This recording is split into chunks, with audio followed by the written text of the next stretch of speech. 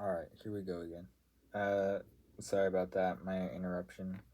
Um, we had gone through 28 verse 5. I'll just reread a little bit. Um, so yeah, Isaac is blessing, Jacob. May God Almighty bless you and make you fruitful and increase your numbers until you become a community of peoples. May he give you and your descendants the blessing given to Abraham, so that you may take possession of the land where you now reside as a foreigner, the land God gave to Abraham. Then Isaac sent Jacob on his way, and he went to Padan Aram, to Laban, son of Bethuel, the Aramean, the brother of Rebekah, who was mother of Jacob and Esau. Now Esau had learned that Isaac had blessed Jacob, and had sent him to Padan Aram to take a wife from there, and that when he blessed him, he commanded him, do not marry a Canaanite woman, and that Jacob had obeyed his father and mother, and had gone to Padan Aram. Esau then realized how displeasing the Canaanite women were to his father Isaac, so he went to Ishmael and married Mahalath, the sister of Nebaioth, daughter of Ishmael, son of Abraham, in addition to the wives he already had. Sheesh.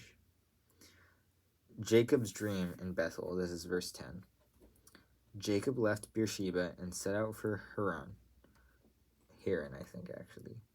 When he reached a certain place, he stopped for the night because the sun had set. Taking one of the stones there, he put it under his head and lay down to sleep.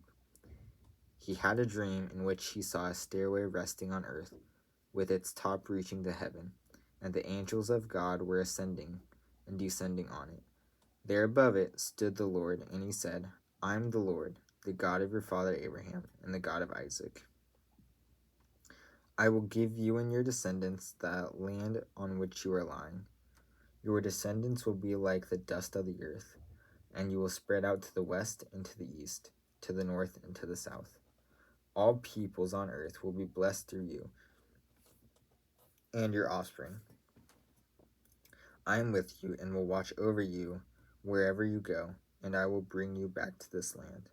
I will not leave you until I have done what I have promised you. When Jacob awoke from his sleep, he thought, surely the Lord is in this place, and I was not aware of it. He was afraid and said, how awesome is this place! This is none other than the house of God. This is the gate of heaven.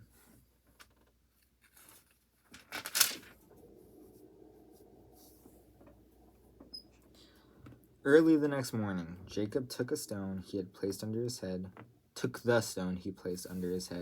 and set it up as a pillar and poured oil on top of it. He called the place Bethel, though the city used to be called Luz. Then Jacob made a vow, saying, if God will be with me and will watch over me on this journey I am taking, and will give me the food to eat and clothes to wear, so that I return safely to my father's household, then the Lord will be my God, and this stone that I have set up as a pillar will be God's house, and all of that you give to me, I will give you a tenth. That's where offering comes from, I think, a tenth. By the way, Bethel means house of God. Chapter 29. Jacob arrives in Padan Aram. Then Jacob continued on his journey and came to the land of the eastern peoples. There he saw a well in the open country with 3 flocks of sheep lying near it, because the flocks were watered from the well. The stone over the mouth of the well was large. When all of the flocks were gathered there, the shepherds would roll the stone away from the well's mouth and water the sheep. Then they would return the stone to its place over the mouth of the well. Jacob asked the shepherds, my brothers, where are you from? We're from Haran, they replied. And he said to them, do you know Laban, Nahor's grandson? Yes, we know him, they answered. Then Jacob asked them, is he well? Yes, he is, they said. And here comes his daughter, Rachel, with the sheep. Look, he said, the sun is still high. It is not time for the flocks to be gathered. Water the sheep and take them back to the pasture." We can't," they replied, "until all the flocks are gathered and the stone has been rolled away from the mouth of the well. Then we will water the sheep." While he was still talking to them, Rachel came back with her father's sheep, for she was a shepherd. When Jacob saw Rachel, daughter of his uncle Laban, and Laban's sheep, he went over and rolled the stone away from the mouth of the well and watered his uncle's sheep. Then Jacob kissed Rachel and began to weep aloud. He had told Rachel that he was a relative of her father and her son. Wait, what? He had told Rachel that he was a relative of her father and his son of Rebekah. So she ran and told her father. As soon as Laban heard the news about Jacob, his sister's son, he hurried to meet him. He embraced him and kissed him and brought him to his home. And there Jacob told him all these things. Then Laban said to him, "You are my own flesh and blood."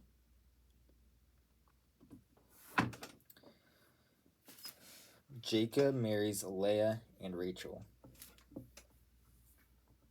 After Jacob had stayed with him for a whole month, Laban said to him, "Just because you are a relative of mine, should you work for me for nothing? Tell me what your wages should be." Now Laban had 2 daughters. The name of the older was Leah, and the name of the younger was Rachel. Leah had weak eyes, but Rachel had a lovely figure and was beautiful. Jacob was in love with Rachel and said, "I'll work for you for 7 years in return for your younger daughter, Rachel." Laban said, "It's better that I give her to you than some other man. Stay here with me." So Jacob served 7 years to get Rachel, but they seemed like only a few days to him because of his love for her. Then Jacob said to Laban, "Give me my wife. My time is completed, and I want to make love to her." So Laban brought together all the people of the place and gave a feast. But when the evening came, he took his daughter Leah and brought her to Jacob, and Jacob made love to her. Then Laban gave his servant Zilpah. And Laban gave his servant Zilpah to his daughter as her attendant. When morning came, there was Leah. So Jacob said to Laban, "What is this you have done to me? I served you for Rachel, didn't I? Why have you deceived me?" Laban replied, "It is not custom here to give the younger daughter in marriage before the older one. Finish this daughter's bridal week, then we will give you the younger one also in return for another 7 years of work." And Jacob did so. He finished the week with Leah, and then Laban gave him his daughter Rachel to be his wife.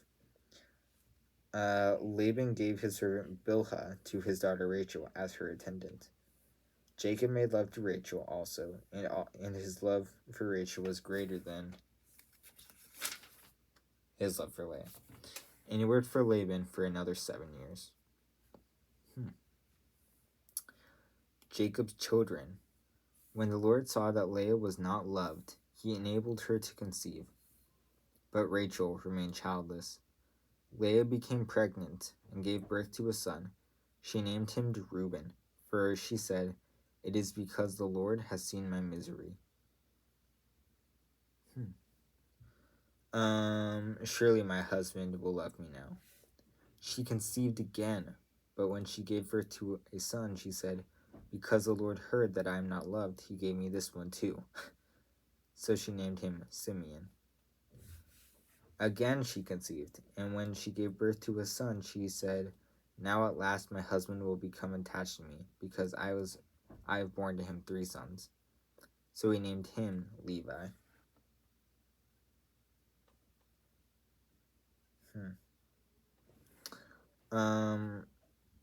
She conceived again, and when she gave birth to a son, she said, "This time I will praise the Lord." So she named him Judah.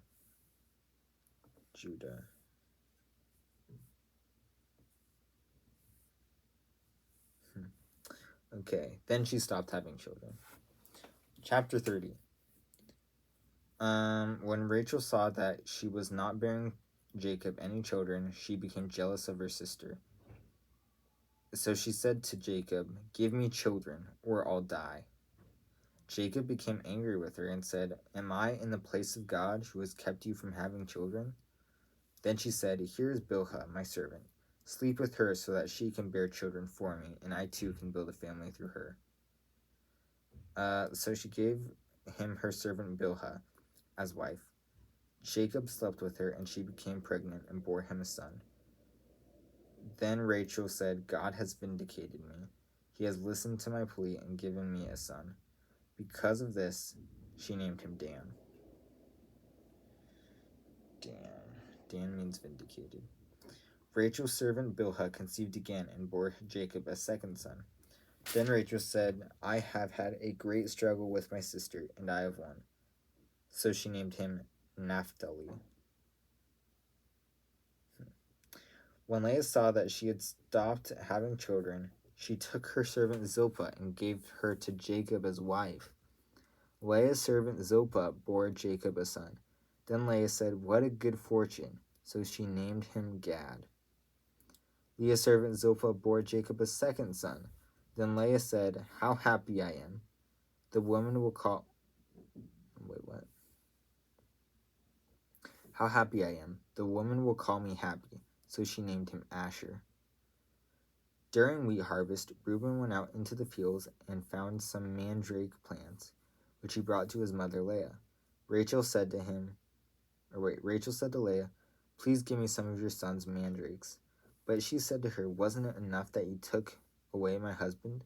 Will you take away my son's mandrakes too?"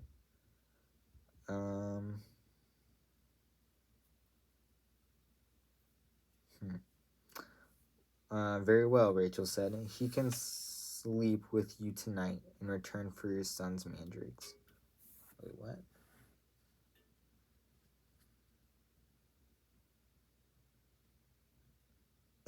Okay. So she's referring to Jacob. I was very confused for a second.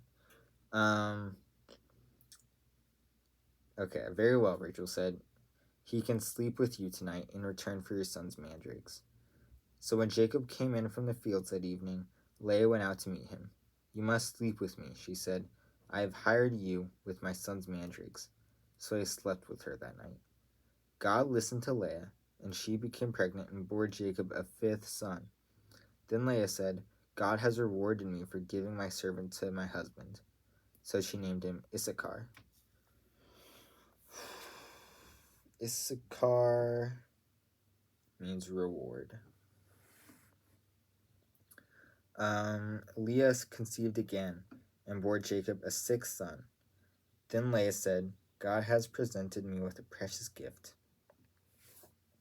This time my husband will treat me with honor because I have born to him 6 sons." So she named him Zebulun. Sometime later she gave birth to a daughter and named her Dinah. I was wondering, how can you go all that time without no daughters? Dang. Okay, Dinah. Verse 22. Then God remembered Rachel. He listened to her and enabled her to conceive. She became pregnant and gave birth to a son and said, "God has taken away my disgrace." She named him Joseph and said, "May the Lord add to me another son." Joseph means may he add. Jacob's flocks increase. Verse 25. After Rachel gave birth to Joseph, Jacob said to Laban, "Send me on my way so I can go back to my homeland. Give me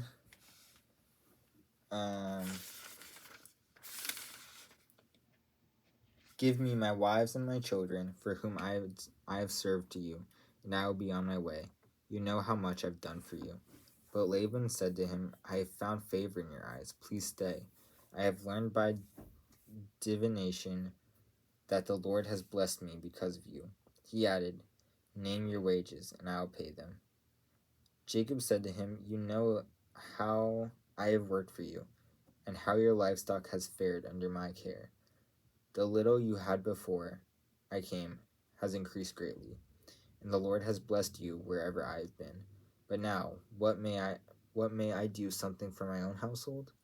"What shall I give you?" he asked. "Don't give me anything," Jacob replied. "But if you will do this one thing, I will go I will go on tending your flocks and watch over them.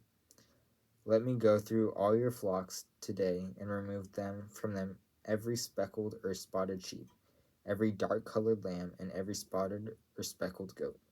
They will be my wages, and my honesty will testify for me in the future. Whenever you check on me, the wages you have paid me. Any goat in my possession that is not speckled or spotted, or any lamb that is not colored, will be considered stolen.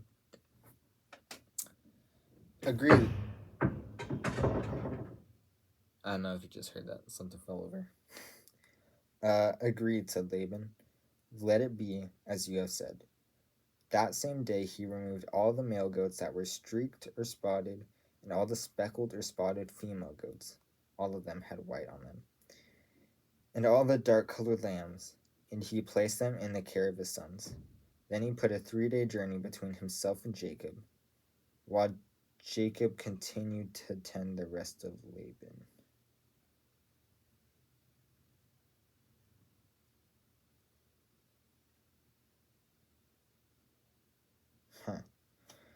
Jacob, however, took fresh-cut branches from poplar, almond, and plane trees, and made white stripes from them by peeling the bark and exposing the white inner wood of the branches.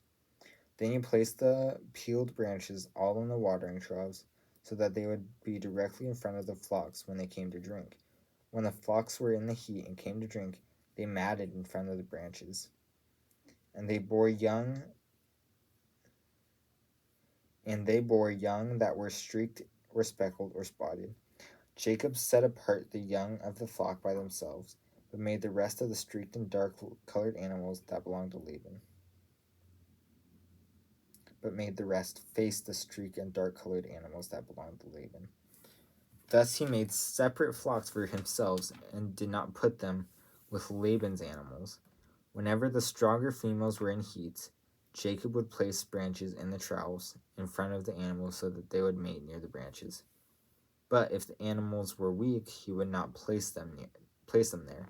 So the weak animals went to Laban and the strong ones to Jacob. In this way, the man grew exceedingly prosperous and came to his own large flocks and female and male servants and camels and donkeys. Wow. So Jacob just deceived Laban, essentially. Did some tricky stuff there. Wow, that's crazy. Oh, there was something I wanted to say.